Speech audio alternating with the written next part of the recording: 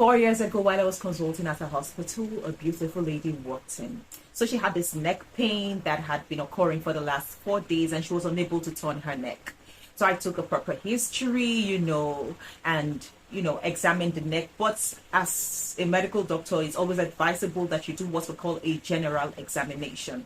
So I told her, to lay down on the bed, and I checked her eyes, checked her feet, then I went to her abdomen. So when I touched her stomach, I realized that there was something in there that was abnormal. It felt like a mass, and it was around her liver region. So I felt like she had an enlarged liver. So I asked her about it, if she had noticed any abnormal, increase in size in her stomach. And she said yes, that in fact she had also registered at the gym at about 6 months earlier, so that, she could lose weight and, lose belly fat.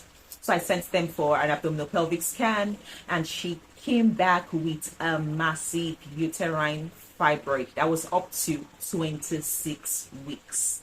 I ended up referring her to a gynecologist so, she could decide if she wanted to take it out and when.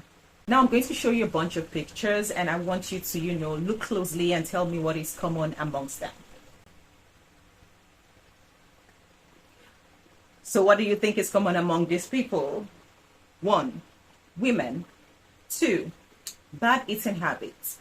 3, sedentary lifestyle. 4, lack of exercise. 5, unhealthy. How many boxes did you tick?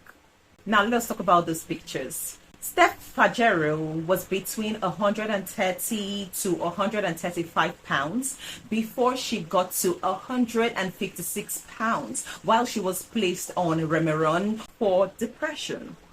She was so embarrassed that she never took pictures at that point until she lost 3 pounds. She went on to lose another 8 pounds following stopping of her medications. This is Tess Fitzgerald. She was depressed and hopeless, weighing 347 pounds by age 19, partly due to polycystic ovarian syndrome. She had to get a gastric sleeve surgery done in December 2015. She lost about 40 pounds before the surgery and started weighing about 307 pounds. Then she went for the surgery and went further to lose an additional 158 pounds after the surgery to weigh 150 pounds. The user on TikTok at @just_Cherisa looked like this before she started taking birth control pills. Few years later, boom, she got to this.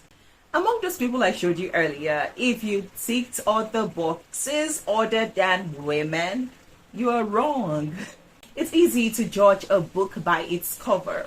While we're not oblivious to the fact that some weight gain results from unhealthy eating habits and poor physical activity, it's very important for us to note that weight gain, more often than not, is usually multifactorial, ranging from genetics to medications, hormonal imbalances, stress, and even certain medical conditions.